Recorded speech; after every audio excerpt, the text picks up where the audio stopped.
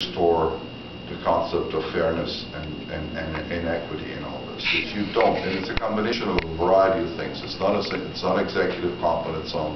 It's the way in which corporations behave and the way in which they interface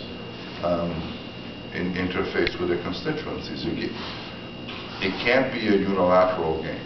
It cannot be. I mean, making money is incredibly important, and it determines the level of competitive. The way in which you make money is as important as the amount of money you make. You got to be very, very careful here. And you're talking to a house that is driven by efficiency. All right? I mean, that's what I want. I want the most efficient machine that I can possibly run. At the same time, I mean, you've been very vocal about wanting to change the two-tier wage system within your own company and lowering the wages within your own company, and that's been part of your restructuring. Yeah, because I don't like the notion of entitlement either.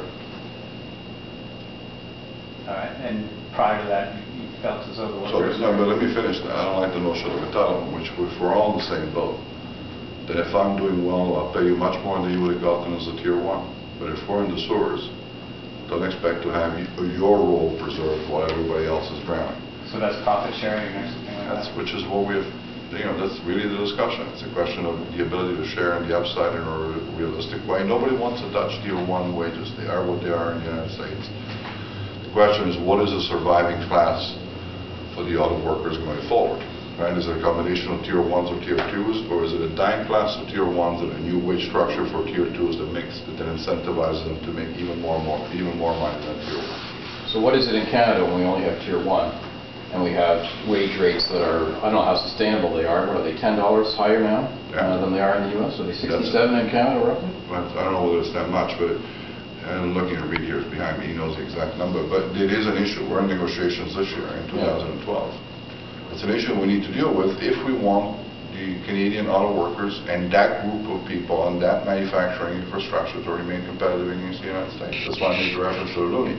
It's not just the wage rate to Canadians, it's the cost of the machine. Right? I look at unit cost per car compared to, I was here when the NAFTA, when the NAFTA was signed. Right? I remember the fear and this notion of crisis that was going on in Canada about opening up the border to the U.S.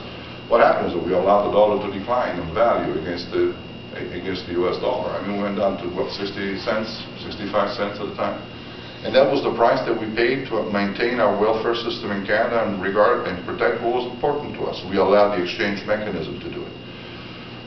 If that goes out of kilter, if that exchange mechanism goes out of kilter and we start protecting too many things in that process, you're going to become uncompetitive.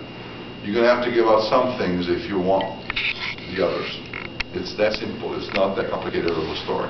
The problem with the euro is that we created a European free trade agreement, but then we bound everybody in together with a single currency. It would have worked perfectly as a single market by allowing everybody to keep their own currency. Now, just think for a moment what would have happened if Mexico, Canada, and the U.S. all adopted the same currency.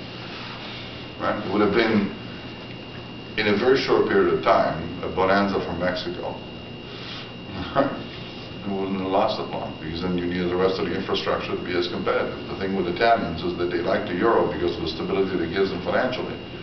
That currency came along with a bunch of obligations that you must respect. You have zero choice. You can't do anything else.